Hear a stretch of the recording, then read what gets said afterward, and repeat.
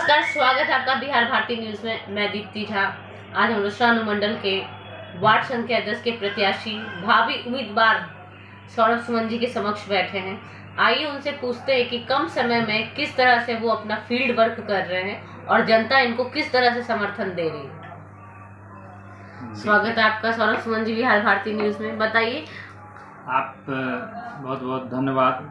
और वार्ड 10 के हम प्रत्याशी हैं सौरभ सुमन, और हमें जनता का पूरा प्यार और समर्थन मिल रहा है। और जब आप जनता या लोगों से बात करते हैं तो पता चल जाता है कि वो आपको आशीर्वाद दे रहे हैं। और पूरा मोहल्ला, पूरा वार्ड मुझे अच्छी निगाहों से आशीर्वाद दे रही है और बहुत खुशी है मुझे कि सभी मुझे अपना आशीर्वाद दे रहे हैं। और जनता मुझे पूरा समर्थन दे रही है। और मैं अपने समाज का बेटा हूँ, अपने मोहल्ला का बेटा हूँ, और मुझे लोग सभी बड़े बुजुर्ग छोटे बड़े सभी मुझे अपना समर्थन पूरी आशीर्वाद मुझे दे रहे हैं और मुझे बहुत खुशी है। और आप ये बताइए, जो इसको लेके आपने कोई प्लानिंग किया है?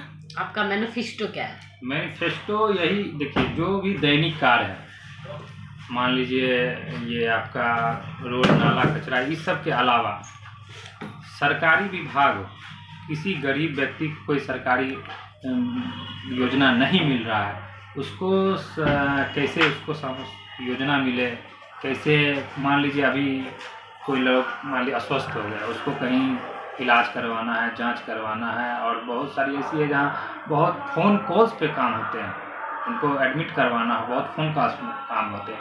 तो और भी बहुत सारे मुद्दे हैं। मान लीजिए कोई गरीब व्यक्ति है, उसको उसके पास पैसा नहीं है, तो पैरवी या कुछ ऐसा अनुशंसा करवा के उसको शिक्षा में चुनाव में एक इसी चुनाव की बात मैं नहीं कर रही हूँ, हर चुनाव में जाति विशेष एक भारी मुद्दा बन गया है। उसको आप कैसे सुधार कीजिएगा, उसमें सुधार कैसे लाइएगा? देखिए, हम युवा वर्ग जाति विशेषता को नहीं मानते जी, और जाति विशेषता होनी भी नहीं चाहिए। हम लोग उस स्कूल में पढ़े हैं, जो दोस्त बन जाए उसी के लिए जान दे देना है, उसी के लिए काम कर देना है। तो जातीय व्यवस्था कुछ है नहीं। सभी जाति के लोग मुझे समर्थन करते हैं, सभी जाति के लोग मुझे प्रेम करते हैं, और वो मुझे बहुत खुशी है कि सभी लोग मुझे मानते हैं। हो गया। आइए इनसे पूछते हैं इनका मैनिफेस्टो क्या है। मैनिफेस्टो यही मेन है, निस्वार्थ भावना से कोई भी योजना लागू करवाना। अभी कोई भी आवास योजना आता है, उसमें कोई भी 4,000 5,000 घूस मांगता है, और भगवान का सब कुछ दिया है। कोई कुछ कमाने के लिए हम राजनीति में खड़े नहीं हुए हैं, नहीं कभी कमाए हैं और नहीं कमाएंगे। और यही है, किसी को अनुशंसा पर चिकित्सा में छूट दिला देना, किसी की स्वास्थ्य व्यवस्था शिक्षा व्यवस्था में छूट दिला देना, कहीं कोई बाहर हॉस्पिटल उसमें एडमिट करवा देना, ये ज़्यादा मुद्दा, ये लोगों को ज़्यादा काम करता है। अब कोई फ़ोन आ गया कि मुझे PMCH में बेड नहीं मिल रहा है, मुझे थाने पर FIR नहीं हो रहा है, मुझे CO ऑफिस में काम नहीं हो रहा है, ADM ऑफिस में काम नहीं हो रहा है, ये सब ज़्यादा है कि आप उनका काम करवा दीजिए, आपके फ़ोन कॉल से काम हो जाए। और ये सभी लोग जानते हैं कि सौरभ ये सब काम करवा रहा है और करवाते रहेगा। चुनाव चिन्ह क्या है?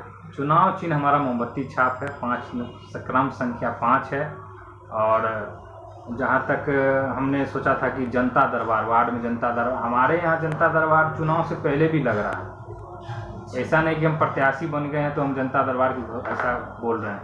हमारे यहाँ जनता दरबार हर एक रविवार को सुबह 11 बजे से पहले भी लगता था। अभी चुनावी भागदौड़ के कारण बंद है।